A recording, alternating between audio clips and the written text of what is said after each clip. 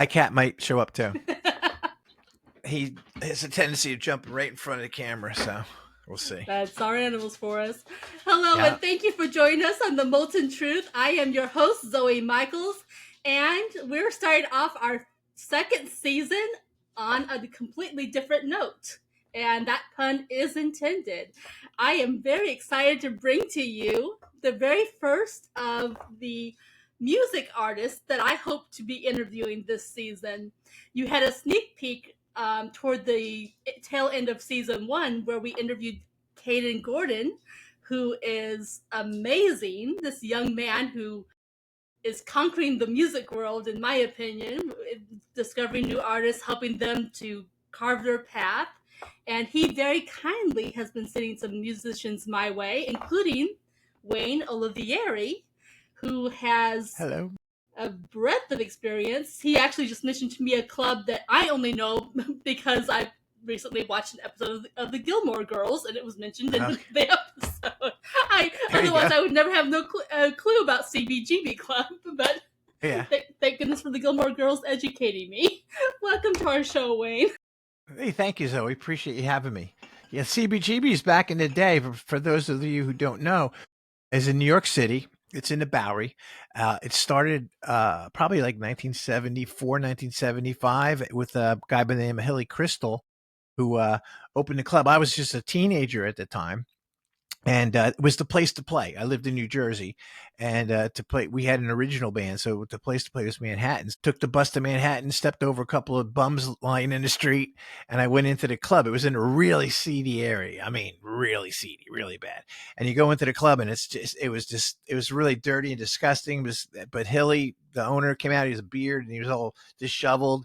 He's like, "Hey, you want to play? Come on Monday night. It's audition night." So my band, we took our stuff in a van. We went to New York, and that Monday night we auditioned along with. You ready for this?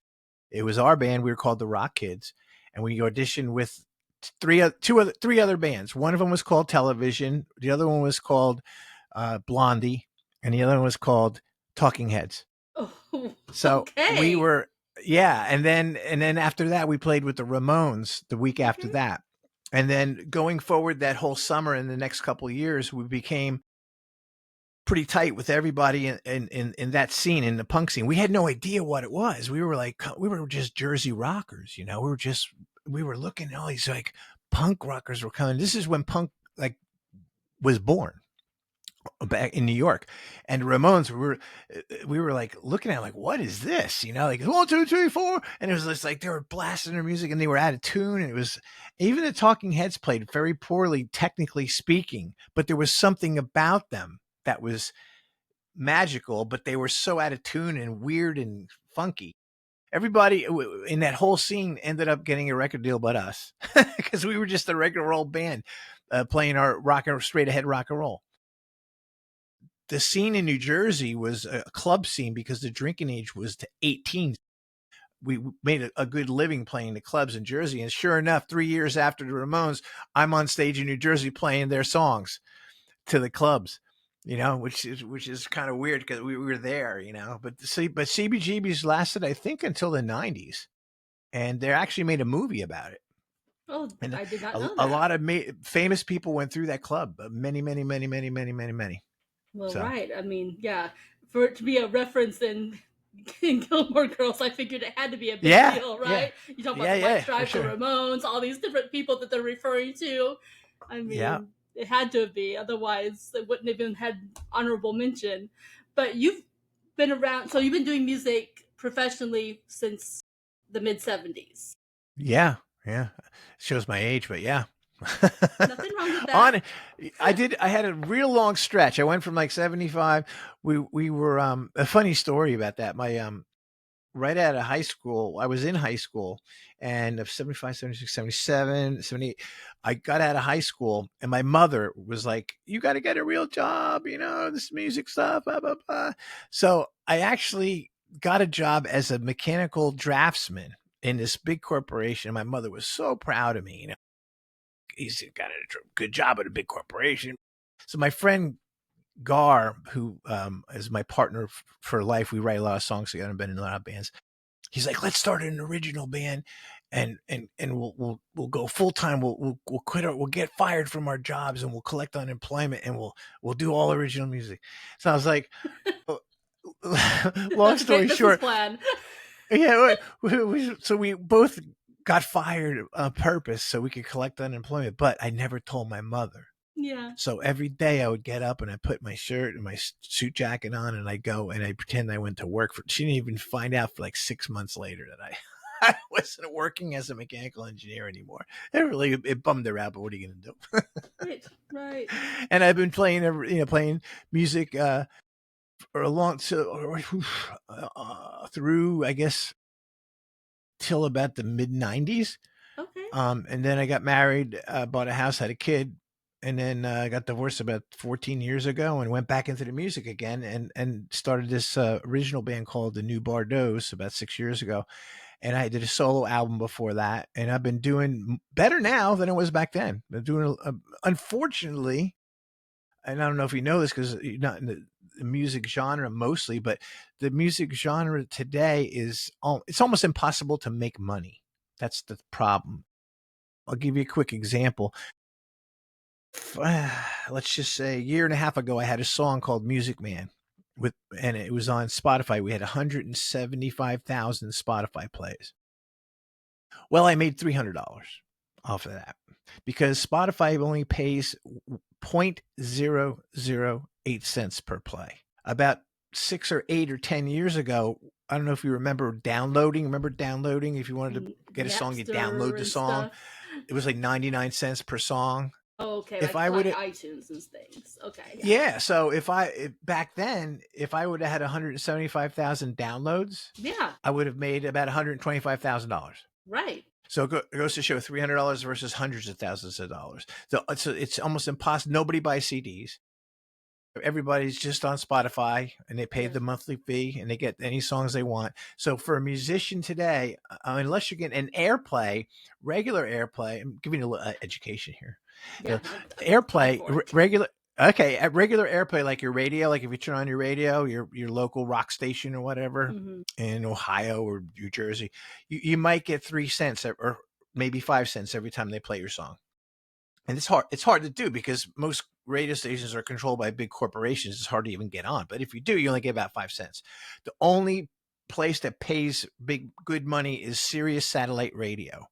Really? Because There's of the Sirius subscription? because the subscription and it's worldwide. So I'll give you an example. Little Steven, which is Steven Van Zandt, who is he's he's in the E Street Band. He was a guitar player. Steve Van Zandt. He's been around forever. He's also played in The Sopranos. He was an actor. He has a show called The Underground Garage on Sirius Satellite Radio, and we get played there a lot on the New Bardos. You can make, believe it or not, almost $5 a play versus 3 cents a play. But other than that, it's almost impossible to make money unless you're touring. Okay. Unless you're doing live music. And for a band like us, we're more of a recording band, the New Bardos. Everybody's a little bit older. Everybody has the mortgages to pay. Everybody has the bills and the mortgages and the ex-wives to pay. So it's like, it's hard for us to just jump in a van and go play like it was when you were younger. Right. You So, don't have, so yeah. You need to be at home taking care of the family and so on. So then right. how do you earn a living as under that that set of circumstances? Do you have like a Most day guys, job and do this yeah, as a side yep. gig? Yeah, pretty much all through my life, I've had day jobs when I needed them. But luckily for me, I started out when I was younger. I was living in Asbury Park at the time, back in the middle '80s, and was in between bands. It wasn't working, and I got a job selling frozen foods out of a back of a pickup truck in a box. Frozen Okay. steaks. And the guy would just go, "Here's the truck. Here's the food. Go." I go, "Huh?" "You just go sell it." I'm like, "All right." So I went out and believe it or not, I started selling it. And it's like, so I developed a good sales pitch. So all my life, if I needed work, I would just get a sales job, including right now. I do some sales work on the side. I'm a sales consultant. Yeah. and sales is good because it's usually a 1099, so you could make your own hours. And if you're selling product, or right now I'm working with I'm selling basically switching out fluorescent light bulbs in the state of New Jersey. They're illegal. So what we're doing is, if you have a place that has fluorescent lights, we switch them out for LED lights. And there's a program where we could do it really cheap for like $1 a light. So I just go around and do that for whenever I want to do it. And I have a new book out, which we talked about a little bit. Yeah. And that's generating some income for me. And the band gets a lot of airplay, somewhat on Sirius satellite radio, but not enough to make a living. So we all have day jobs. Our keyboard player is a lawyer. Our guitar player, my partner, he owns a tree company business. So so we're all doing our own thing. Our drummer is a drum teacher, and our bass player owns a recording studio, which helps us a lot because we do a lot of recording. So we have 4 albums out. We have about 3 EPs and about 26 singles, I think. Okay. And So we're on YouTube too. it's truly about the love of the music and just At this the point, yeah. enjoyment. Which, Yeah. I feel sorry for young kids coming up the ladder. I don't know how they would make a living back when, back in the 70s and 80s, I was making full-time money playing music because the drinking age was 18. There was a lot of clubs to play. You're out there making some money. But I mean, unless you have a hit song now, it's almost impossible to make a living doing music. It's kind of sad, actually. I kind of feel like even my generation got gypped a little bit by comparison to, say, my parents' generation. And maybe I've been fooled by, the movies on television. But I look back at movies, that portray, the bands that had rented the space, and people didn't come only to listen to the band, but they came there to dance. But then every concert I ever went to, there's no room to dance. You're wall to wall people standing. Dancing is literally standing up by your seat and like moving around. It's not really dancing. Right. And I was always like, well, this is nice, but I'm listening. For example, I'm at a Gypsy Kings concert. I want to dance. I don't want to just stand there at my seat and just jiggle around. I want to get up and honest to goodness dance. And then this generation of people now, they get about that same, crowded thing, or forget the concert and let's just go, listen to it, download it, and forget about it. They just don't get the experience that our parents and grandparents got. Yeah, I think a lot of it had to do with the club, what they called the club scene, where you would go to a place that had like a stage. It had a dance floor in front of the stage, and the band would play on the stage, but there'd be a dance floor. So people would get up and dance and, and sit down and talk and have a drink or at the bar, but they have a dance floor. So they go out and do a dance floor. And those kind of clubs are far and few between anymore. A lot. I don't know about it. Is in Ohio. Are you in Ohio? I'm just across the state line in Kentucky. I can see downtown Cincinnati, but I am in Kentucky. Okay. So even in Kentucky, I don't know how many clubs there are, that you can actually go see a band that has a big dance floor. Because even in New Jersey, mostly I play in a copy band too, just to make a little bit of extra money. And when I say copy band, I mean we do covers of music, 50s, 60s, 70s. We have a saxophone player. It's a nice band. But most of the places we play, they're like restaurants where you just move a bunch of tables away. You put the band in the corner and you play. Exactly. If you're lucky, they might move a couple tables so people can dance in front of you. But most of the time people are eating. And you're trying to play.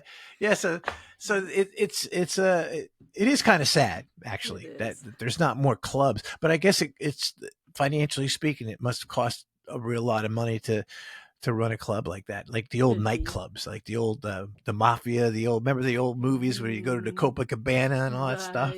True. And sometimes it's also the availability of venues or the cost of them. There was a point in time when I lived in Southern California, and I'll tell you, I had the best time. In the summertime in Southern California, there were the series of free concerts in the parks, and there you actually did get to dance. They had the space, and you brought your food, you met with your friends, and you got up there and you did dance. But that was just a short little blip in my life. But it was Yeah, a fun well, blip. yeah, no, Southern California is beautiful. Yep. And I they had do some things relatives up out there. right. you know, Yeah, the yeah, whoever was in charge of the public works or whatever, planning those free concert series, they knew what they were doing. good. Yeah, I mean, it's few and far between. I mean, I'm in Jersey. I'm only a stone's throw away from Manhattan, so we get the luxury of going to New York to see a lot of acts. But still, there's no even the clubs in Manhattan when you play. It's mostly clubs. There's a stage, but there's just tables. And people order food and they drink and they don't. There's no dance floor. Yeah, So because it's that's like where I the said, money is. The money's repeating all in myself. the It's just food. far and few between anymore. It's sad, but when the Rock Kids were playing full time, when I was making back in the late '70s, early '80s, I was making $1,000 a week playing. That's a lot of money. And we were playing 5, 6, 7 nights a week because the drinking age was 18. So there was a bar, like I said, not just move some tables. I mean, they had a full fledged stage. We had a PA system, light show, sound man. We were kind of like I called it the AAA, like the minor leagues of rock and roll. We had a full fledged rock show, but we weren't rock stars. But we had the lights, we had the sound, we had the roadie coming on stage to fix stuff. We had a truck full of equipment and every time, and we were playing 5, 6, 7 nights a week, all different clubs all around the tri-state area. And then when the drinking age went to 21, it all died. It all went. Really? Yeah, because I guess because all the colleges were the kids were like 18 to 20, 22. Mm-hmm. But when it went to 21, they cracked down on the DWI, the Uh, police, because I think a few kids might have gotten killed or something somewhere along the way, mhm. and they passed a law they didn't want it at 18 anymore. And Okay. then next thing you know, the police were coming down on anybody who was drinking at all. There were stops. There were stops, and it killed the club scene. So And this it is went somewhere from around like, 86 to 90 range, around the yep, mothers against drunk driving, students against drunk exactly. driving time frame. That's right. Yep, yep. Okay. I And it just remember killed it. that. Yep. Yeah, I So see. that was bad for musicians and stuff. And then I guess the only other thing which we already talked about was then Spotify came around, and now it's hard to make money doing anything. Copy bands, I don't know how it is in Kentucky, but some copy bands, the only ones that are making a lot of money are the tribute bands. The bands that come out like playing all Queen music, or they play all Tom Petty or the Eagles, like that's all they do. They feature you know we do Queen, and those guys are making a lot of money. They call them tribute bands. Sure. Because the songs are well known. They're not having people coming going, I don't know if I'm going to like this music. They know they like the music and it's And most live. of the bands that they tribute are broken up. Right. Like they'll like Queen. You don't see Queen anymore. They have Rolling Stone bands. Well, Rolling Stones are still out there, but they have a lot of Rolling Stones copy bands around here that do like a Rolling Stone show, or they do a Tom Petty show. Tom Petty passed away, so they do a Tom Petty show. Right. There's like two Bruce Springsteen bands out there, E Street bands, copy bands out there. They're called something else, but that's all they do is Springsteen. Sure. But Sure. they make money. But very very far and few between. It's a You know. pity because on one hand it's nice to have, that out there as a resource, but it kills the creativity, it kills the desire to go out and create new music, to create something Hmm. new, you know, because there's value in something new and different. Yeah, it, It's just a shame that it's like it saying is. Mozart's the only music you'll ever listen to for the whole rest of your life. Yeah, yeah. Mozart was a genius and his music has lived on, but I will occasionally listen to him or someone else. I like a wide variety of music. Very good. You're eclectic. Yeah, me too. Yeah, very very Yeah, eclectic. good. Being stuck to just one specific genre or one specific band, Yeah. to me that's I, I just very think sad. I think also if you look at corporate America, or just corporations in general, they kind of bought up all the radio stations across the country. Like the corporations, I think if I read somewhere where there's like two radio programmers for the whole United States, all these radio stations are owned by these big conglomerate corporations, so you're only going to hear what the major acts, like you're going to hear the Taylor Swifts, you're going to hear, those type of acts, you don't give any of the new kids coming up the ladder. So indie radio, which is really a lot of people are doing what you're doing. They have their radio show online. Yes. It's like independent, and they as independent or small independent stations popped around the world, and that's where we usually shine. It's called the Indie Alliance, and they have their own chart, and they're worldwide. See, It's all about indie music. and So I had no idea that there was even an indie chart until when you and I were talking before we started recording. That you mentioned that in passing. I'm like, "There's an indie chart." I had no yeah, idea. it's called the Indie Alliance, which is a conglomeration of hundreds of stations all around the world, and they all get together and they send in their playlists, and we do quite well with them. But once again, the problem is you don't make any money really. I mean, it's like you get maybe 3-4 cents a play or something, and sometimes you don't get anything because if it's a college station, they're not required to pay you. And again, that's Or where you're doing it purely for the love of the music. yeah, You it comes know, out to just wanting to do it because you gotta get it out. You got something to say inside, and we're lucky. The New Bordeaux is a lucky band because our bass player Dan owns a recording studio, so we get to record, oh, very and we don't have nice. a lot. We can put out a lot of product for a very minimal amount of money, so we're That's very very lucky with that. good. Yeah, that Yeah. is. That is. Do you guys Eh, ever do anything? For example, there are people out there who need a service. For example, they need like an introduction for a podcast. For example, do you guys mhm. ever hire out service? No, we don't really do that. Everybody does their own thing. I do most. If anything, I do acting. I've done a lot of acting. Okay, I, the I do. I've IMDb. had. Yeah, I have an IMDb. Also, I've hosted my own TV show online. Okay. That was the Bongo Boy Rock and Roll TV show that ran for about 3 years. Had a lot of guests and stuff. It was a fun show. Um, I do a lot of background acting. I did a little acting. I do some acting in independent films and stuff like that. So I do voiceovers. I've appeared on a couple TV shows and stuff. So I'm out of the band. I'm the guy who does most of that kind of stuff. Well, that's I very wrote a cool. book. I Yes, wrote a and book about tell us about my. the title of your book. Tell us about your Okay, book. it's actually my memoirs. It's from the CBGB days when I was 16 all the way up until today. Okay. And the book is called The Undiscovered Showman.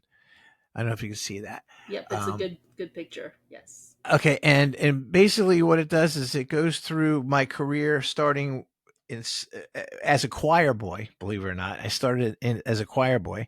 It's St. Mary's Boys Choir. So I was a choir boy, and that's what got me involved in singing. I learned to sing there, and it takes me all the way through CBGB days. And I told you this already, but since your audience wasn't listening to our conversation, when I moved to Asbury Park, New Jersey, I don't know if you heard of it. Asbury Park, New Jersey is I've a heard of music it. hub. It's a music hub of one of the East Coast. There's a club there called the Stone Pony. And the Stone Pony is one of the biggest international known clubs that we have here in the tri-state area. And I moved there in 1981, and there was another club down the street from the Stone Pony called the Fast Lane, and the Fast Lane had a bar and had a stage. And my girlfriend at the time was a bartender, and she worked every Sunday night. So every Sunday night I would go. Back then they were open till about 2-3 a.m. So I would go there around midnight, maybe 11:30, and just sit at the bar and wait for her to get done with work and walk her home, whatever. And there was a band playing. And every Sunday on that summer, I think it was the summer of 1982, if I'm not mistaken, Bruce Springsteen would show up at the Stone Pony only a block away and hop on stage. And as soon as he did, it'd be like somebody yelled, "Fire!" And everybody in the whole, anywhere else in any club would just leave and go to the Stone Pony. And he'd be sitting there with an empty club because Bruce is playing every single Sunday. So this band that was playing there had nobody to play with. And the first time it happened, they came off the stage, and the singer's name was John. He came over to me, and he's like, "Hey, how you doing?" He goes, "Oh, you're Wayne Olivieri." He goes, "Oh, I love the Rock Kids. I saw you guys open up for Aerosmith." And well, I was pretty popular at the time. And John was 6 years younger than me. And so he was telling me how he loved watching me playing. Da, da, da, da. Long story short, we used to go together, me, him, my girlfriend at the time, and his keyboard player, David. We would walk to the Stone Pony and watch Bruce Springsteen play every Sunday. As soon as it happened, it was just like nobody to play with. Just go. So we got. Turns out his name was John Bon Jovi. So now this is before he became famous, right? So we became very fast friends, Mm-hmm. and along the way, that was 1982. John didn't get his record deal till I think 85 or 84. Sounds about When right. he did get his record deal, he would, Wayne, what do I do? I was like his mentor. He would ask me, I would help him out with all his questions and help him out with the band and help him out with this and help him out with that. And then when Slippery When Wet broke, which is 1986, Yes, that that's was I the think the biggest first album I really remember of his. the biggest album. Yeah, Living on a Prayer, Yes. all those songs. Uh-huh. That he got real famous, like Yeah. super famous, and it was cool because it's all in my book, The Undiscovered Showman. Because I always wanted to be where he was, but yet I was being there, but it wasn't me, it was him, but I was right next to him the whole time. So I kind of got a feel for what it was like. And let me tell you something, it was bizarre. Like he couldn't even go anywhere. People would be waiting at his front gate to like get a glimpse of him. I've been on the Bon Jovi jet. I've gone to shows. I've had so many cool experiences with him and funny stuff too. Because John was just a kid. He came from a very blue collar family. He didn't know much about having a lot of money. So when he needed a house, he's like, I need a house. So he was on a tour, and I went out and I found him a house, and they bought the house, and it's a beautiful house in a place called Rumson, New Jersey, with a big gate and cameras and stuff. And I remember a funny story. It's all in the book, by the way. A woodpecker was pecking on his house, like and he goes, that pecker's putting a hole. Woodpecker's putting a hole in my house. And he tried everything, couldn't get rid. So this is a true story. I'm not joking. He got a shotgun and he sat in the bushes at night and waited for the morning to come for the woodpecker to peck. And then he took a shot at it and he missed, and he blew a big hole in his own house. Oh boy. I was like, "Hey, John, that wasn't too smart, man. What are you doing?"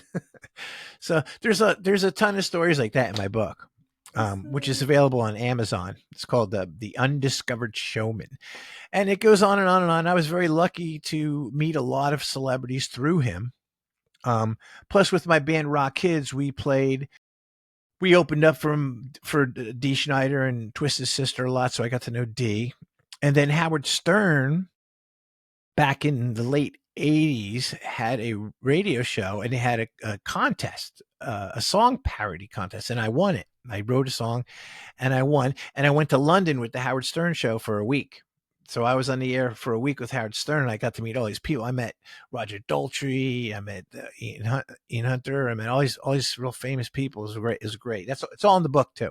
So I got a lot of cool stories, and because of the association with John, and when he would go on tour, me and his wife Dorothea became like brother and sister. So we would go out, and she would be like, I'm bored. Let's go out somewhere. And I'm like, okay, where do you want to go? She goes, oh, let's go see Sam Kinison. There was a comic by the name of Sam Kinison. He was very famous. So we would go and see him, and then we'd end up back at the Bon Jovi house afterwards. So, and I would have dinner with John and the record companies and meet everybody. It was a wonderful, wonderful time, and I was blessed to be able to do it. The only problem was I wanted to be on the other side of the things, but I wasn't. I kept my mouth shut and I was just being me, but I still had my band. I still handed John my tapes and trying to get, I played with him a lot. He would call me on stage a lot. It was like living your dream, but through somebody else. It was kind of weird to be the best friend of one of the biggest rock stars in the world. Cause at the time it was John Bon Jovi, with Slippery When Wet. It was Bruce Springsteen with Born in the USA, and it was Michael Jackson. Those were the three biggies. Yes. So wherever I went, it was like, hey, man, Wayne, no problem. It's on me. Bring John back to the restaurant. I used to get treated like a rock star, even though it wasn't me. And it was cool. But another funny story is John at the time, not so much now, but at the time was cheap because he never had a lot of money. So when he came back off tour, I would take him to the restaurant. So a friend of mine opened up a Mexican restaurant. So he's like, Wayne, we got to bring John. I go, no problem. So I bring John. John comes down, the whole band, Richie, Tico, and Alex at the time, and David and their girlfriends. We had a table about 12, and we all ate. The bill came. It was about $800 or $1,000 or something. John picked it up. No problem. Go home. Next morning, I get a phone call. It's like my friend. He goes, Wayne, did you guys have a good time at the restaurant? He goes, yeah, great time. How was the food? Really good. He goes, how was the service? Oh, it was great. He didn't tip, did he? He left $10 Oh, no. on $800. He didn't I go, understand what? how that works. I guess. I was like, what? Oh. I was like, I'll be right down. I had to go down and, I had Take to care of the pay him. And then I went up to John. John, what's wrong with you? He goes, what? I go, you got to tip at least, back in those days, at least 10%. Right, that'd be $80. It's the kind of thing you have to be educated on, and yeah. And you you wouldn't think that though, because the guy was at the time he was already a superstar. Yeah, but it doesn't matter how much you earn unless someone educates you about how to tip and that you need to tip. It doesn't matter what you earn, rich or poor. You have to be educated to tip.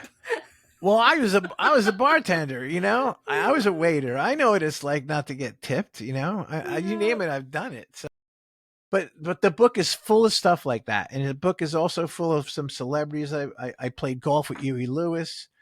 I met on a movie set, Martin Scorsese, so there's a lot of cool stuff in the book, and the book is available on Amazon. It's actually available. If you go to my website, it's actually available as a ebook for I think $4.99. So it's affordable.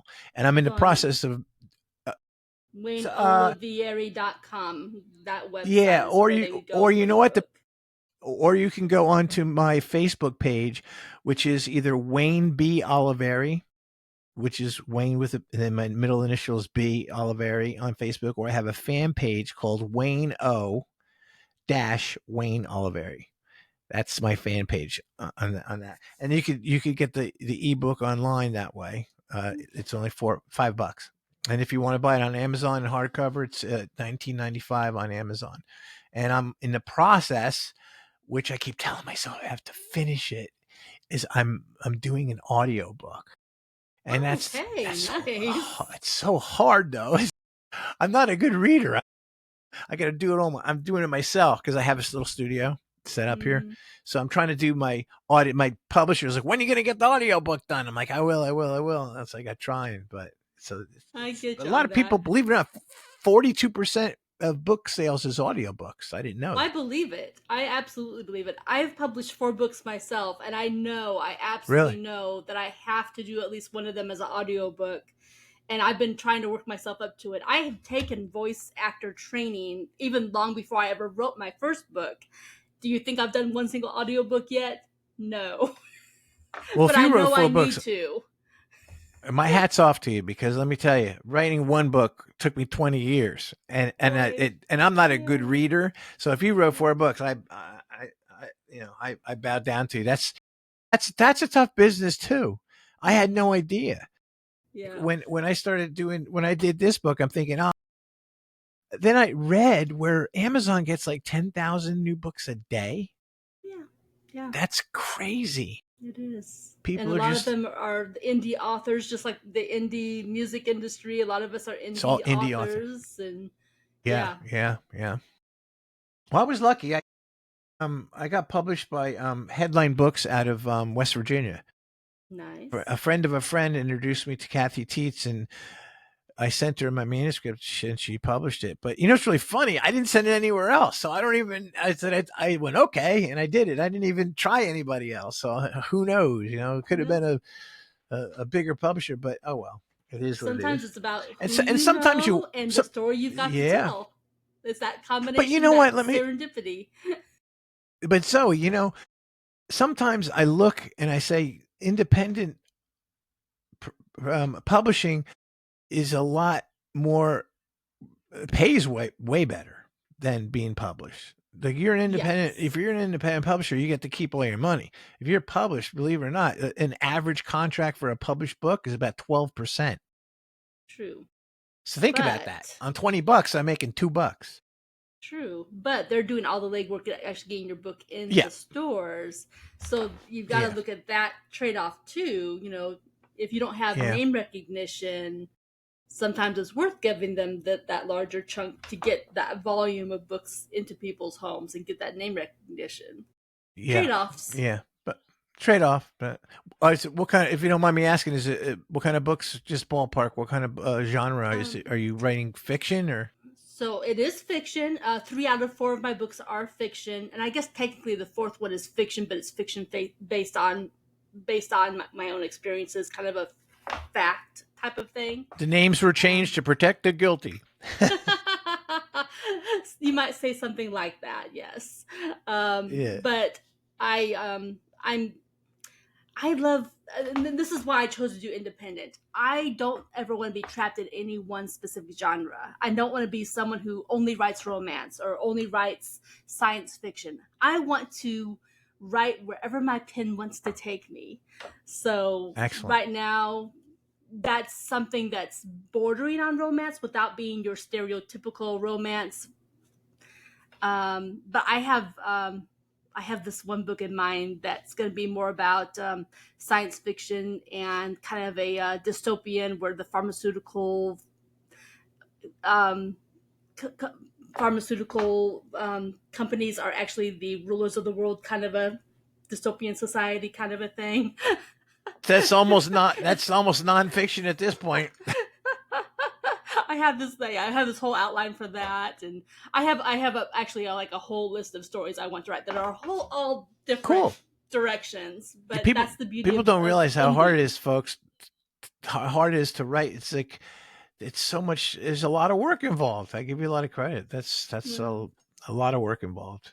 But what really gets me the most is when I'm proofing the book, because every time I had to proof it, I would think of something else I wanted to write because I had all these stories and it would just pop at. So I would write up another 2 or 3 pages or even a chapter, and I would send it back to the publisher. You know what? I just remembered this. She goes, "Oh, now you got to proof the book again." I'm like, "What?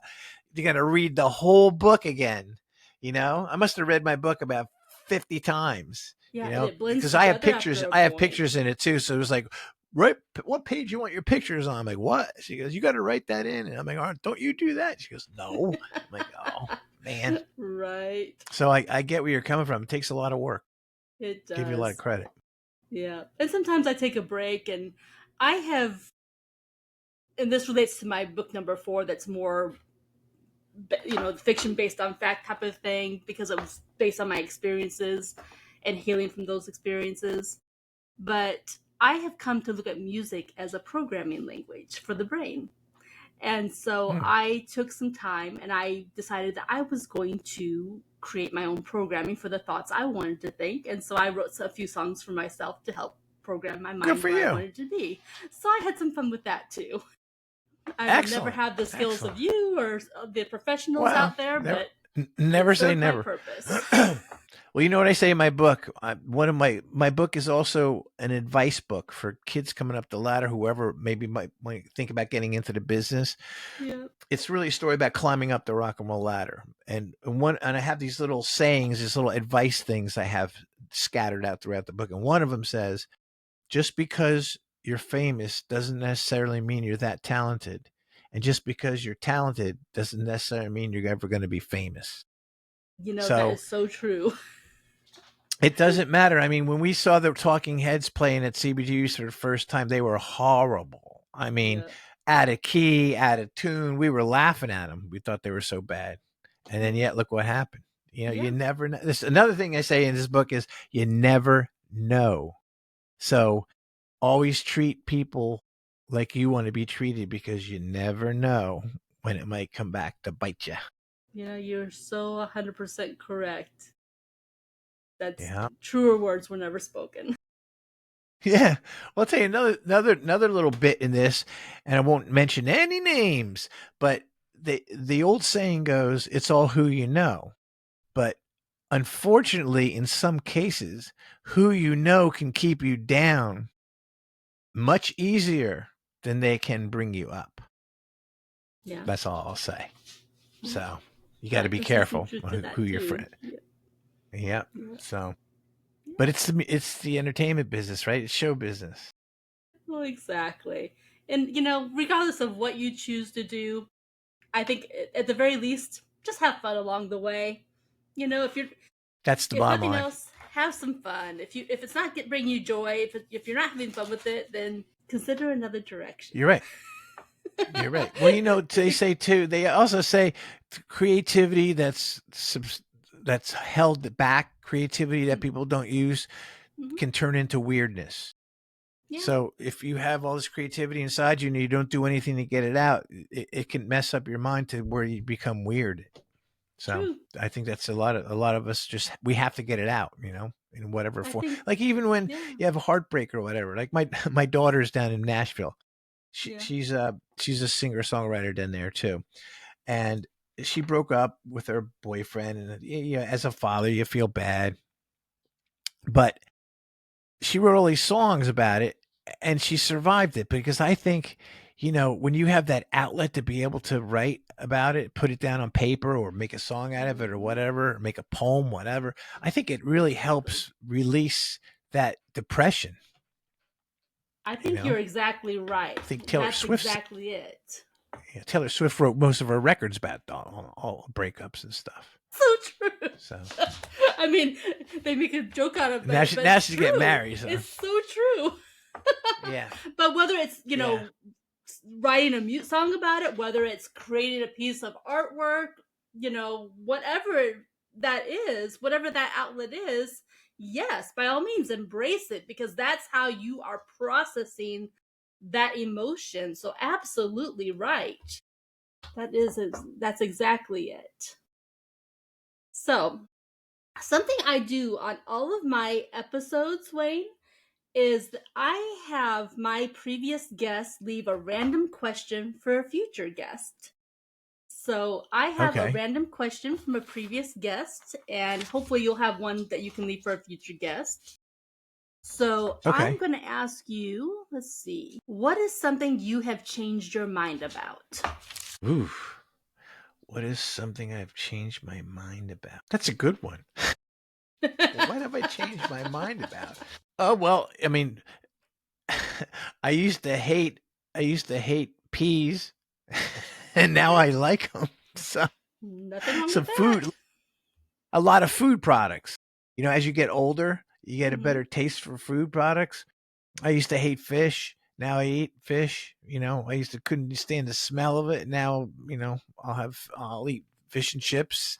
Um, yeah, a lot of things. Most of the things I've changed my mind about is has to do with probably food. Um, there's certain people that I've changed my mind about. Um, I won't mention any names, but some people that I thought were my friends or someone I could trust, um, find out that they weren't. So I've changed my mind about that. Um, I've changed my mind about it in general speaking, just to be careful of what you say, because I used to just say whatever, but then now I'm kind of more laid back, and I think, why say something negative when you don't have to say something negative. So I've changed my mind on my way of thinking when it comes to speaking out loud. There's a few things I've changed my. I appreciate you sharing that with us. So I'll give you a No few problem. minutes to think about maybe a question you want to leave for the next Hmm. guest. Um, Okay. while you're thinking of that, maybe you could have a recommendation for our audience about a song, a must listen song from the is it the New Bardos? Is that the The name? new Bardos. Yeah. The What new is a Bardos. must listen Yeah. song? Must listen song is, I'll tell you what you do is you want to go to YouTube because it's a Mm-hmm. great video, and click and punch in Corporation Corporation Businessman by the businessman. New Bardos.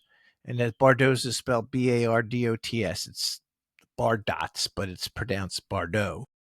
It's named after the 60s superstar model Bridget Bardot. But the Corporation Businessman video and song is self-explanatory when you hear it and see it. But the video, which I directed, we had presented that video to about 17 or 18, maybe more, film festivals, and it won Best Music Video 15 times, Wow. including at the Cannes International. It came in, got a bronze medal for it. So that Nice. video did us very well, and we got a lot of Spotify plays on that one too. It's over 100,000 something for that one. But it's called Corporation Businessman. Okay. That's Very that's a good. good one. Oh, and you had mentioned your book had won a number of awards as well. I don't think we mentioned that earlier when you were talking about it being available on Amazon for download, but it's won at least 6 awards, I think you said.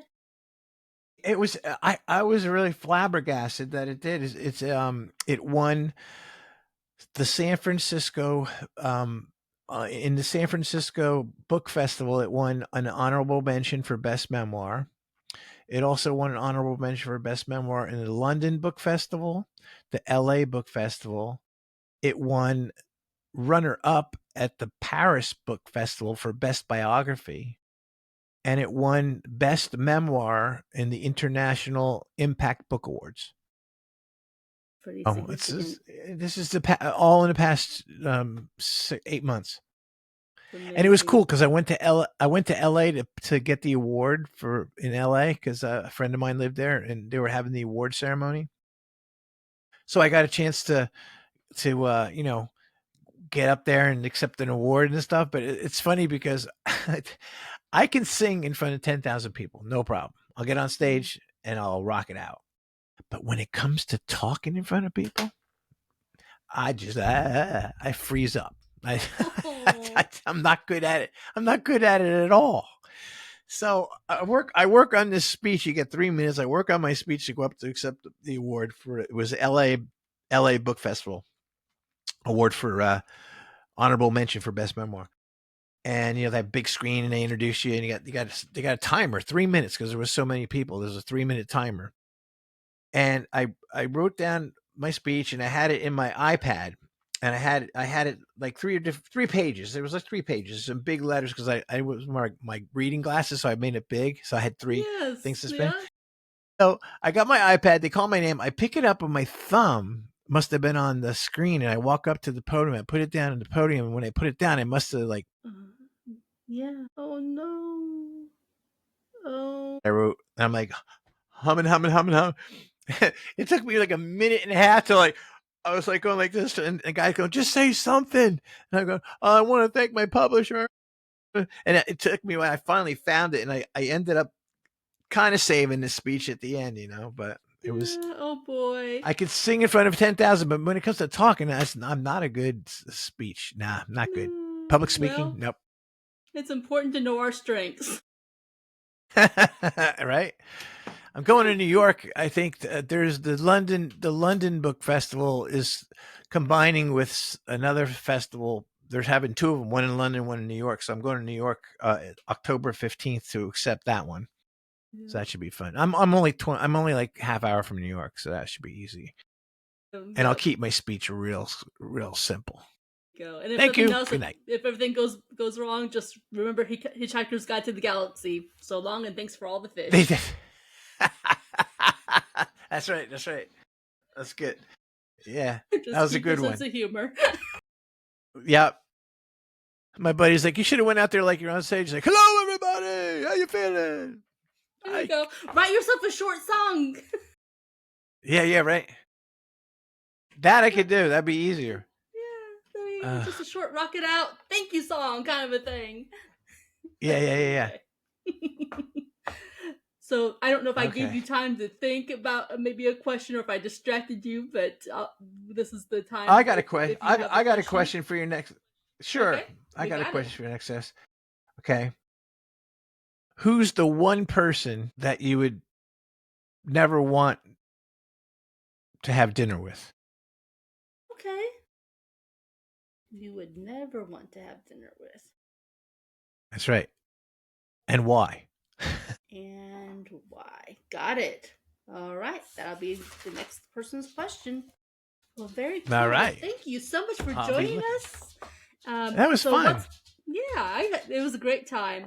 So the way it usually works Thanks. is that I will send you an email and copy. I usually copy the person who recommended you, in this case, Caden Gordon, on our session. You'll receive copies of our video clips as well as the full interview. I'll also tell you Okay. the date of the release, and then if you Okay. can, I will go onto Facebook and like your page. I'll hope that you'll return the favor and like my Facebook Absolutely. page, and then that way Sure. you'll see too when I actually get it listed up there. And yeah, that's basically it. That's the way it rolls.